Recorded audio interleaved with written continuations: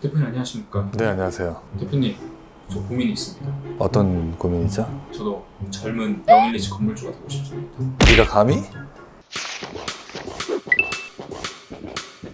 구독자 시청자 여러분 안녕하세요. 지는 남자 유튜브 채널입니다. 저희가 오늘 배주선 대표님께 현실적인 질문이 있어서 제가 상담을 하나 받으러 왔습니다. 젊은 30, 40대도 현실적으로 건물주가 될 수 있을까요? 30, 40대뿐만이 아니라 20대도 가능하시고요. 실제로 20대 건축주분들도 상당히 여럿 봤고요. 상속을 받는 그런 20대를 말하는 게 아니죠? 그런 거 말고 요즘에는 세대가 내려갈수록 정말 똑똑해지는 것 같아요. 그래서 정말 능력 있고 자기 스스로 앞가림을 하면서 건물주가 되시는 20대가 계속해서 늘어나고 있다고 저는 보고 있습니다. 현실적으로 부동산 투자를 공부를 많이 하셔야 되거든요. 대부분 보면 경매로 많이 하시다가 소액으로 투자를 해서 경매로 해서 조금씩 불리다가 어떻게 운대를 잘 만나면 이제 시세 차익을 가지고 본격적으로 신축이라든지 매매라든지 시장으로 뛰어드시는 분들이 상당히 많아요. 오늘 A2G로 혹시 좀 알려주실 수 있나요? A2G로 알려드릴 수 있는데 이거 나만 성공해야 되는데 이거 저희가 이 이타주의 약간 다 같이 성장하고 행복해지는 게 어떠세요? 네, 일단 부동산 투자하는 종류는 단독, 다중, 다가구 주택 이런 주택들이 있고 아니면 그보다 조금 더 이제 세대수가 나뉘어지면은 도시형 생활주택이라든지 오피스텔 아니면 또 상업 용도로는 상가나 업무시설 이런 것들이 있는데 아니면 규모가 주택에서 정말 커지면은 아파트도 될 수가 있고요. 그런데 투자하는 방법에는 일반 매매 샀다 팔았다 하는 방식도 있을 수가 있고 경매하는 방식도 있고요. 그리고 신축이나 리모델링, 저희가 주력으로 하는 게 이제 신축이나 리모델링이거든요. 네, 그런데 신축을 투자해야 되는 이유는 뭐냐면 우리가 아파트를 사고 파는 거는 저 앞에 보이는 레미안 아파트를 사셨다고 쳐보자고요. 그럼 그 다음에 할 수 있는 게 뭐죠? 내가 들어서 살거나 아니면 뭐 전월세 주거나 밖에 없을 것 같은데. 그걸로 돈을 벌고 싶으면 아파트를 샀어요. 그러면 하실 수 있는 게 뭐예요? 인테리어 정도.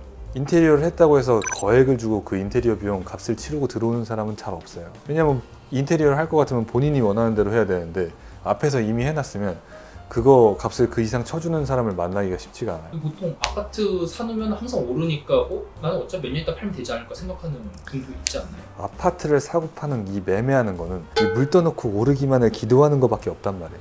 그런데 우리가 건설회사다 보니까 주력으로 하는 신축이나 리모델링은 이 모델을 이렇게 지어가지고 수익률을 이렇게 만들 수 있을 것 같은데 하는 그런 기교를 부릴 수가 있어요. 그렇기 때문에 공부를 열심히 하면 신축을 통해서 대지가 얼마인데 이렇게 지으면 건축비가 얼마고 수익률이 얼마가 나올 것 같다 이렇게 예측이 가능하다는 게 저희가 하고 있는 일의 핵심입니다. 하나 변수가 있다면은 집을 짓는 거는 아파트 매매랑은 다르게 기간이 필요하잖아요. 기간이 오래 걸리기 때문에 그 공사하는 기간 동안에 시장 상황이 변하는 리스크는 있을 수가 있어요. 그럼 결국 하이 리턴, 하이 리스크인 건가요? 저한테는 지금 너무 좀 먼 미래 이야기로 들려져가지고. 지금 초반에 하실 수 있는 투자는 정말 싼 값으로 빌라나 아니면 저렴한 아파트를 사셔서 수리를 해서 쓸 수 있게 차익을 남기고 파시는 분들은 상당히 여러 제 주변에도 있습니다. 아니면 공동 투자를 하는 방법도 있어요. 공동주택? 네, 지금 다른 회사 같은 경우에는 예를 들어서 이 물건을 짓는데 30억이 필요하다. 그럼 1억씩 30억이 내서 단돈 1억으로 강남의 건물주가 될 수 있다. 이렇게 컨셉을 잡고 움직이는 회사도 있고요. 현실적으로 돈이 없으니까 그냥 거기까지만 하자. 공동 투자를 그럼 어디를 가서 해야 하는 건가요? 투자하는 회사는 굉장히 많아요. 인터넷에 찾아보시거나 유튜브 찾아보셔도 공동 투자하는 채널은 많습니다. 그럼 공동 투자를 할 때 주의해야 하는 거라든지. 제가 봤을 때는 크게 두 가지인데요. 하나는 수지 분석이 이 예측 수익률이 정확하게 검토가 된 건지, 너무 과대 이렇게 막 장밋빛을 보여주면서 투자를 유도한 건 아닌지, 또 하나는 투명하게 공개를 하는지, 그 두 가지를 보시면 될 것 같습니다. 예를 들어서 뭐 통장도 SPC를 설립해서 하는 거니까 일시적으로 투자금을 1억씩 다 쏴가지고 30억을 모아가지고 하는 거 아니에요? 그러니까 이제 그 통장 관리를 누가 하는지, 아니면 계약서, 공사 계약이라든지 땅 계약하는 거 일반적인 표준 계약서에 의해서 이루어진 건지 투명하게 오픈을 해주는지 그 부분을 보시면 될 것 같습니다. 성향별로 이 투자 법이 좀 있을까요? 성향별로 있죠. 저는 사실 상당히 안정적인 투자를 지향하는 사람이에요. 안정적으로 원하시는 분들은 예를 들어 이런 거죠. 20억이 있어요. 그러면 한 4억 정도 넣고 할 수 있는 신축을 건물을 5채를 짓는 거예요. 근데 어떤 분들은 그 20억을 가지고 대출을 땡겨가지고 막 200억 이상의 프로젝트 하나를 큰 거를 하나 하시는 거예요. 나머지 다 대출이고. 네. 진짜 한 번 사는 인생 크게 한 방 점프업 이번에 지어가지고 뭐 몇백억 땡겨보겠다 막 이런 사람들은 크게 하시는 거고요. 근데 궁극적으로는 제가 봤을 때는 큰 돈을 벌려면 큰 시행을 하기는 해야 됩니다.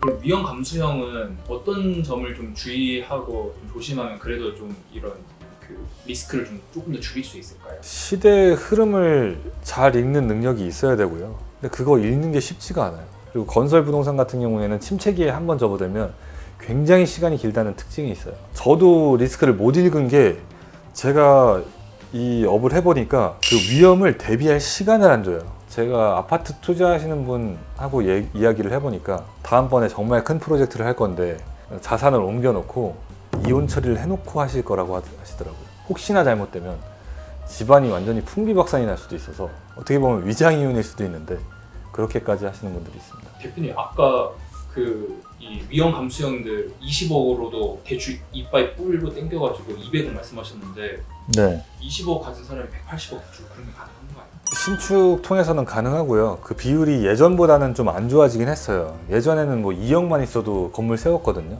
그래서 건물주들이 보면 막상 보면은 개털이야. 대부분이 다 그렇게 풀레버리지 써가지고. 근데 지금은 풀레버리지 쓸 수 있는 그 한도가 일반적으로는 줄어들었는데 이제 뭐 신탁사를 끼고 한다든지 다양한 금융 기법을 통해서 공부만 잘하면 돈이 많이 없이도 충분히 하실 수가 있습니다. 대표님이 보신 이 사례 중에서 진짜 상품 분석 잘 해서 잘 된 케이스 고객님이 계실까요? 소액으로 하시는 분들 보통 5에서 7억 정도 투자하셔가지고 저희 사무실 주변에도 다중주택 같은 거 지어서 이제 매각하시면서 1년 동안 투자하시면서 거의 1+1 수익률 이렇게 가져가신 분들 상당히 많습니다. 그럼 그런 분들은 수익 구조가 어떻게 되는 거예요? 그냥 저는 세 받는 거 정도는 생각이 드는데. 크게 두 가지인데요. 하나는 차익형이에요. 시세 차익을 통해서 자산을 증식하는 목적이죠. 그래서 내가 얼마 투자해서 얼마를 건져갈 수 있는지 1년 뒤에 수익률이 얼마인지. 그래서 이 방법은 지어가지고 다세대 주택이나 도시형 생활주택처럼 각각의 세대별로 분양을 하거나 아니면 다중주택처럼 지어서 통매각을 하거나 지어가지고 매각이 안 될 때는 전세를 통해 가지고 빼는 방식이죠. 그럼 전세를 뺐는데 내가 투자한 건 20억인데 전세 보증금이 25억이 들어왔다. 그러면은 이제 우리 쪽 용어로는 이제 플러스 P라고 해서 건물은 내 걸로 지키고 있고 수익을 더 많이 뽑아갈 수 있는 그런 크게 세 가지 형태로 차익형이 있을 수가 있고요. 두 번째는 수익형인데 쉽게 얘기해서 월세로 받는 거예요. 내가 투자한 금액 대비 한 달에 몇 프로가 나오는지 그게 은행 이자보다 얼마나 큰지 그 수익률을 보고 들어가는 거고 강남 같은 경우에는 사실 3%만 돼도 거래가 됩니다. 그러니까 어떤 니즈냐면은 나는 투자를 해서 내가 들어간 돈이 20억인데 수익률이 7%가 나와요. 근데 다른 사람이 나타나서 예를 들어서 뭐 투자 금액이 이 사람한테 23억인데 5%가 나와요.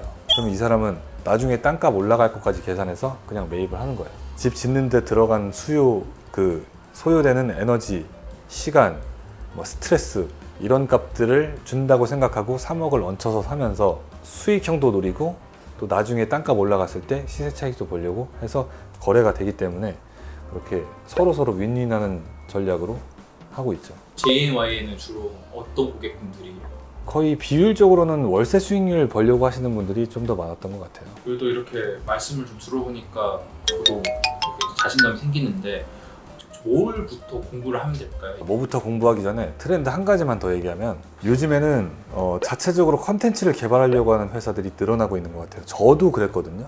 뭐냐면 강남에다가 상가를 지어요. 그러면 공실에 대한 리스크가 있잖아요. 아 이거 새 안 나가면 어떡하지? 그 안 되면 어떡하지에 대한 거를 어떻게 해소할지를 계속 고민을 하다가 이거를 자체적으로 브랜드를 개발해서 컨텐츠를 층별로 넣으면 좋겠다. 빵집을 넣는다든지 공유 오피스를 넣는다든지 자기 컨텐츠를 개발을 해갖고 자기 거를 넣어놓는 거예요. 새가 안 나갔을 경우에. 근데 자기 브랜드를 넣었을 때 장점이 뭐냐면 우리 건물을 살 수 있는 고객을 생각해보면 수익형도 있고 차익형도 있거든요. 수익형도 있고 자기가 실사용자가 있어요. 내가 내 사옥으로 쓰려고 하는 사람. 그럼 내가 쓰려고 하는 사람이 왔을 때는 이거 저희 거니까 바로 빼드릴 수 있는데 하면은 매각을 할 수가 있는 거고요. 아니면은 저는 수익을 원합니다. 이런 사람들은 이거 저희 거니까 10년 이상 있어 드릴게요. 안정적으로 수익 가져가세요. 하면서 팔 수가 있는 거예요. 그러니까 우리 거를 넣었을 때 장점은 매수할 수 있는 매수자의 폭을 넓게 가져갈 수 있다. 그런 장점이 있습니다. 대표님 이런 귀한 이야기들을 혹시 수업도 하시나요? 사실 제가 10년 동안 쌓은 노하우를 무료로 강의를 해드리고 있고요. 제가 건축주분들한테 저희 회사를 이제 만나서 브리핑을 하고 나서 회사를 소개하고 나서 그 다음에 처음 짓는 분들을 위해서 쭉 정리해 놓은 게 있었거든요. 근데 저희 회사에 이제 계약을 하시는 분들이 왜 계약했나 물어보면 그 뒤에 설명해 주시는 내용이 너무 좋았다. 그래서 이제 좀 믿음이 가서 계약을 했다 하시는 분들이 많아서 그 내용을 저희 짓는 남자 구독자 시청자분들 홍보를 한번. 홍보를요? 네. 짓는 남자 아카데미가 무료 강의하는 거에 대해서 내부적으로 정말 회의를 많이 했는데요. 이 좋은 내용을 무료로 알려줘도 되는 거냐 하는 그런 의견들이 있었는데 그냥 이번에 파격적으로 금액을 없애고 무료로 그냥 바꿔서 한 분이라도 더 그냥 신축에 대한 이해도를 높이는데 일조를 하고자 무료로 했으니까 많은 사랑해 주시면 감사하겠습니다. 그럼 대표님 이 모든 내용을 어디서 볼 수 있다고요? 곧 저희 짓는 남자 채널에 업로드를 해드릴 예정입니다. 많은 사랑해 주세요. 감사합니다. 주인의식이라 하면 저 같은 경우도 밤에 현장에 간 적이 굉장히 많아요. 제가 생각하는 진정한 고객 지향 주인은 가장 좋은 건축물을 짓는 거예요. 아무도 따라올 수 없는 대체 불가능한 건축물을 선보이는 것 자체가 정말 그 사람을 만족을 시켜주고 잘해주면 저희 회사는 당연히 성공이 또 따라올 거라고 생각을 합니다.